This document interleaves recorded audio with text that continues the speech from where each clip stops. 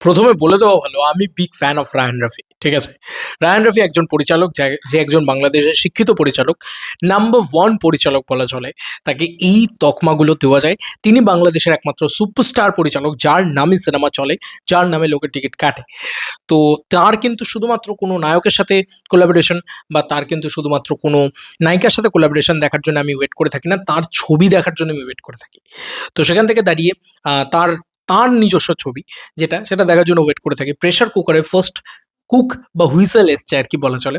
যেটাকে টিজারই বলা চলে। টিজার বা ট্রেলার বাট যাই বলো। তো এবার ঈদের একটা করে কনটেন্ট ড্রপ করা শুরু হয়ে গিয়েছে এবং এটা রায়হান রাফির সবথেকে বড় চ্যালেঞ্জ। আমার মনে হয় সবথেকে বড় চ্যালেঞ্জ রায়হান রাফি। কেন বলছি? বন্ধুরা, শাকিব খানের এগেইনস্টে দাঁড়িয়ে সিয়াম আহমেদের মতন রাক্ষস তারা একটা বড় ছবি নিয়ে আসছে। মেহেদী হাসান হৃদয় মানে সব বড়, বড় নামগুলো অলরেডি বাংলাদেশের যে গেম সেই গেমে রয়েছে আরকি। ঈদের লড়াইয়ে রয়েছে। সেখানে রায়হান রাফি নিয়ে আসছে কি? একটা নারী কেন্দ্রিক ছোট বাজেটের ছবি। এটাই কিন্তু রায়হান রাফি। তো এটা না আমার আমার তার প্রতি রেসপেক্ট জাগে বা মনে হয় যে তিনি কিন্তু শুধু বড় স্পেকটাকেল, বড় সুপারস্টার, বড় মেগাস্টারের সাথেই নেই। তিনি কিন্তু সবার সাথে আছেন। তিনি কিন্তু ভালো কনটেন্টের সাথে আছেন। বারবার প্রমাণ করছেন যে না আমি ডিরেক্টর হিসেবে ভালো, আমার নামের ব্র্যান্ডে ছবি চলবে। এখন দেখো, আমি এটা বারবার এই কথাটা কেন এতটা মেনশন করে এতটা দূর অব্দি এগিয়ে এলাম? কারণ রায়হান রাফির ছবি যদি এখন মানে ৩০ থেকে ৫০ লাখও কামায়, আমি বলব সেটা গুড ওয়াচ বা গুড কামানো বা ১ কোটিটাও যদি কামায়, তাও আমি বলব গুড। কেন বলছি? কারণ এটাতে মেগাস্টার শাকিব খান নেই। বাজেট সাপেক্ষে তো কামাতে হবে। তো চলো এবার আমরা টিজারটা দেখি। আমি টিজারই বললাম, ফার্স্ট হুইসেল বলা হচ্ছে এটা।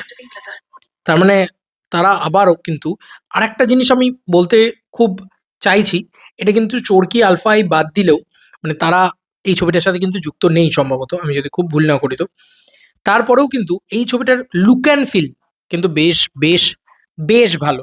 মানে আমার সেটা খুবই মানে ভালো লেগেছে আরকি। সিরিয়াসলি বলছি খুবই ভালো লেগেছে। দেখিয়ে দিচ্ছি তোমাদেরকে চলো। Welcome to pink villa sir. Sir আপনি আমাদের কোন সার্ভিসটা নেবেন? মৌমাছি মৌ আবার দেখবো। সলিড এক্সপেরিয়েন্স কারণ খুব বিটে কাটছে। স্যার ওহ! কি লোকেশন, কি গ্র্যান্ডার দেখো। স্যার আপনি আমাদের কোন সার্ভিসটা নেবেন? বাংলাদেশের ছবির এরকম কোয়ালিটি আমরা ভাবতেই পারি না। মৌমাছি মৌমাছি কোথা যাও নাচি নাচি দাঁড়াও না একবার ভাই। মৌমাছি কোথা যাও নাচি দাঁড়াও না একবার ভাই। দারুণ ডায়লগ। কি ভালো কেটেছে ভাই। দুর্দান্ত ডিজাইন করেছে। মানে ডিজাইন করেছে খুব ভালো। মেট্রোনমে এটা রায়হান রাফির স্টাইল কিন্তু অ্যাকচুয়ালি ভালো করে যদি লক্ষ্য করে দেখো। মানে তুমি সুড়ঙ্গ তুলে দেখে নাও। খুব বোল্ড একটা কনটেন্ট হতে চলেছে। ওই ফুল ফোটে বনে যাই মধু আহরণে দাঁড়াবার সময় তো নাই। আহা! প্রেসার কি ঠিক আছে? চুপ। ছোট পাখি দারুণ। কিচিমিচি ডাকি ডাকি কোথা যাও ডায়লগটা সলিড। সলিড ডিজাইন করেছে। টাং। তুমি সুড়ঙ্গ ট্রেলারটা চালিয়ে দেখো। প্রেসার বাড়াচ্ছি স্যার। বলছে প্রেশার বাড়াচ্ছি sir. That is the quality of Rayan Rafi. বাংলাদেশের ছবির কোয়ালিটি কত বেড়ে গিয়েছে। কেমন লাগলো স্যার? দুর্দান্ত লাগলো স্যার। তো এবার আমরা একটুখানি আসি। কি দেখতে পাচ্ছি? আবার বলছি গল্প লেভেলে প্রচুর কিছু যে কিভাবে করে দিয়েছে তা নয়। তো এটার ডিজাইনটাই রায়ান রাফির এরকমভাবেই হয়। খুব ওই টাং এরকম করে মিউজিকে বিটে কেটেছে। সলিড লাগছে ওটা। আমি তো বলব সলিড লাগছে। মানে মেট্রোনমে কেটেছে। এটা রায়হান রাফির স্টাইল। এটা রায়হান রাফির চিরকাল মানে তুমি আমার খুব মনে হচ্ছে যে রায়হান রাফি শুধু স্পেকটাকেল ছবিতেই আবদ্ধ নয়। রায়হান রাফি খুব ভালো কনটেন্টও বানাতে পারে। এইটা আবার রায়হান রাফি প্রমাণ করে দিচ্ছেন এই প্রেশার কুকারের মতন ছবি বানিয়ে। যে তিনি শুধু তুফান বানাতে পারেন, তাণ্ডব বানাতে পারেন তাই নয়, তিনি একটা সুড়ঙ্গও বানাতে পারেন। সেটা আবার প্রমাণ করে দিচ্ছেন রায়হান রাফি। আমার খুব ভালো লেগেছে ট্রেলারটা। এবং আমি সত্যি বলছি বুবলির পারফরম্যান্স দেখার জন্য আমি খুব ওয়েট করে আছি। কারণ ও যেভাবে চিৎকার করে, ও যেভাবে করে খুব ভালো লাগছে। খুবই ভালো লাগছে বুবলিকে। এবং আরও যারা রয়েছেন এখানে, আমি একটু নামটা নিই। তুষি বলে একজন রয়েছেন। তো একদম নতুনই তিনি।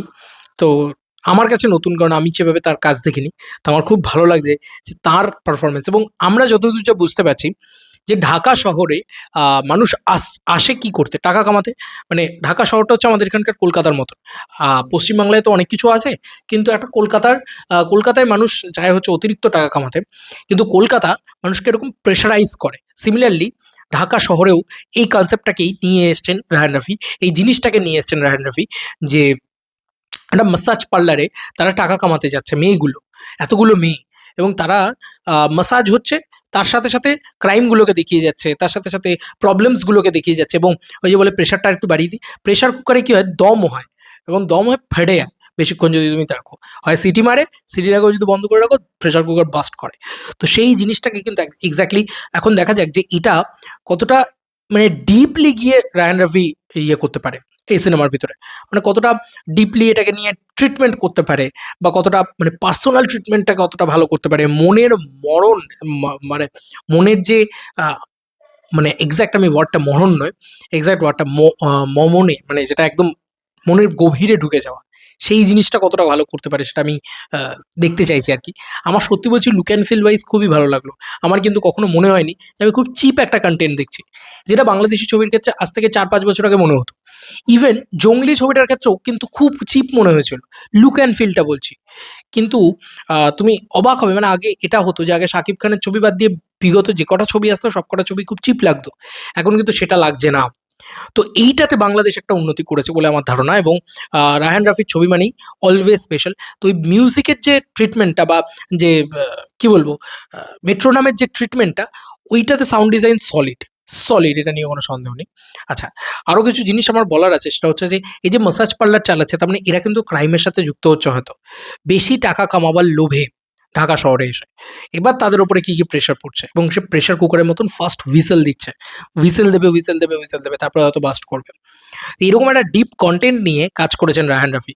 আমি না খুব এক্সাইটেড হয়ে যাচ্ছি, সিরিয়াসলি বলছি আমি খুব এক্সাইটেড হয়ে যাচ্ছি, কারণ রাফি বলে কথা, আমি big fan of Rafi. Seriously রাফির কন্টেন্ট অলওয়েজ ভালো হয়, এবং আমি বারবারই বলি যে যখন শাকিব খানের সাথে কোলাবরেট করে রায়হান রাফির মতন পরিচালক, তখন আমার মনে হয় যে হ্যাঁ, good content, megastar Shakib Khan একসাথে কোলাবরেট করলে সেই ব্লাস্টটা হতে পারে। তো সেই জিনিসটা কিন্তু তুফানে হয়েছিল, আমি চোখের সামনে দেখেছিলাম। আবারও আমরা এই সময় দেখতে পাচ্ছি যে এরম ধরনের একটা কন্টেন্ট সে কিন্তু করছে, এবং এই কন্টেন্টটা না অনেক বেশি প্রাপ্তবয়স্কদের জন্য অনেক বেশি বোল্ড, ঠিক আছে, সেই জায়গাগুলো আসে, একটু খিস্তি খাস্তা থাকে, একটু ইয়ে থাকে, সেই জিনিসগুলো আছে, সেগুলো খুব যত্ন করে করা হয়েছে আমার মনে হয়। এবং কি সুন্দর, দেখো এত সুন্দর করে কেটেছে যে তুমি মানে স্টোরি আইডিয়া সম্পর্কে বুঝতে পারবে না, যে এক্স্যাক্ট কী জিনিস, কী বিষয়, সেটা বুঝতে পারবে না। আমি এই ছবিটার জন্য এক্সাইটেড হয়ে গেলাম। এবারে এত ভালো ভালো কন্টেন্ট আসছে, কোনটা ছেড়ে কোনটা দেখবো, বাট প্রত্যেকটা ঈদের সিনেমাই কিন্তু খুব স্পেশাল হচ্ছে আমার কাছে অন্তত। বাদ বাকি তোমাদের কার কি মতামত, ভিডিওটাকে নিয়ে জানিও কমেন্ট সেকশনে। চলো বন্ধুরা, নতুন কোনো ভিডিওতে দেখা হবে, বাই।